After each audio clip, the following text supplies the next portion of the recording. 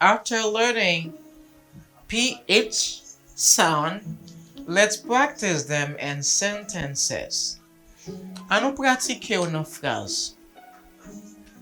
Practice PH in sentences. Pratiquer PH là dans phrase. Pas oublier dans vidéo avant. Don't forget in the previous video, I taught you how PH is sounded within words. And now we are going to identify, we are going to underline PH within words, and after we are going to pronounce the sentence. Donc, vous allez lire phrase, vous identifier ou nan mot, et puis vous utiliser une phrase. Are you ready? Si vous pouvez regarder vidéo avant yo, regardez vidéo qui vini avant numéro ça. Si vous pas venu, vous venez dans commentaire sur YouTube, sur channel anglais Toupatou, ou bien vidéo mani. En allez. The. It's PH now. M'expliquer nous TH là. Il y a deux sons. The, V. Si vous voyez vidéo ça, pas mettre dans le commentaire pour tout. The pharmacist has her new microphone. The pharmacist has a new microphone. Well, il pas forcément dire the pharmacist has a new microphone. Mais ici, gâte pour si vous capable familiariser avec son yo, allez comme si plus mon tiens ce qu'on connecté moi yo. The pharmacist has a new microphone.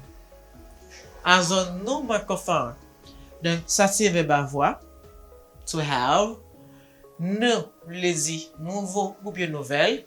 Il y a deux sons. It has two sounds. You can say new or new. I have a new marker or I have a new marker. That's number one. Dans cette vidéo, on va demander ou même font phrase ou moins. Il y a deux ou bien trois mots qui gagnent PH là-dedans. Pour moi, est-ce que vous soukou ou est-ce que vous comprenez tout bagay? Number two, that often takes a photo of a dolphin and an elephant with his new iPhone. I put this twice. Okay. That often, Lisa takes a photo. That often takes a photo of a. Allez bien? That often takes a photo of a dolphin. Okay? Photo. Ready? Again, often, or feeling. Photo, dolphin. That often takes a photo of a dolphin and an elephant with his new iPhone. That often takes a photo of a dolphin and an elephant with his new iPhone. Bravo! iPhone. That what we're saying, phone. Okay? With his new iPhone. Did his nephew hear the phone ring? Nephew and phone. Did his nephew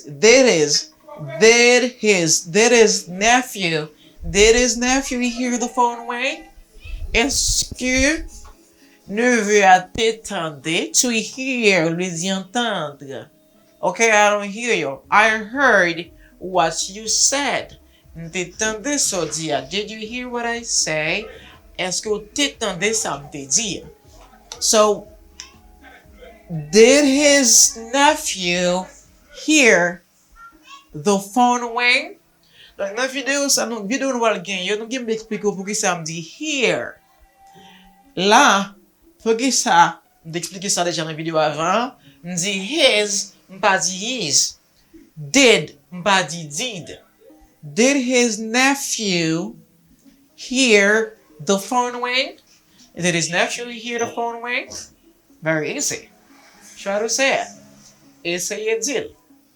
The last one, dernière phrase que nous gagnons pour le son jeudi, he was riding. Ride. Okay? He was riding an elephant. Il a conduit un éléphant. Ok? C'est comme s'il a marché à l'éléphant. He was riding. Donc, pour me faire tout ça honnête, me faire ça, passé progressif. Je m'explique passé progressif dans la grammaire, mais je focus sur prononciation. Et nous avons pile que nous allons faire pour tout le monde. Suivez-nous chaque jour avec une vidéo et depuis bon dit nous la santé. He was riding an elephant. So, let's sum up. En résumé. The pharmacist has a new microphone. Ndi PH la bay son. The pharmacist has a new microphone. Very easy. Number 2. That often takes a photo of a dolphin and an elephant with a new iPhone. That often takes a photo of a dolphin and an elephant with his new iPhone. Okay, c'est même PH là qui bay son F là. And the third one is, troisième nan c'est, did his nephew hear the phone ring? Did his nephew hear the phone ring? Did his nephew hear the phone ring? I didn't hear if the phone were ringing. But this téléphone tap sonné. Okay? I didn't hear if the phone were ringing. But si téléphone tap sonné. And the last one, it was riding an elephant. That's all for this lesson. If you like this video, please like, give a thumbs up, and subscribe to the channel. If you want us to bring new video for you, what you have to do, you should share the video to some of your colleagues, your classmates, I don't know, whoever in the world. You can share these videos in groups, whether on Facebook, on Telegram, on the WhatsApp group. Do it wherever you want. And we love that when you do it like that. We are working for you. We are not working for ourselves. We are working for you as Haitians to speak English better. You can. Don't say you can't. I know you got power to learn something new. Don't say your accent is bad. We can help you fix your accent. You can be better if you keep watching our videos, okay? One after one. Please do it. Share it to one of your friends. They want to hear. They want to learn as you do. Please do it. Go ahead.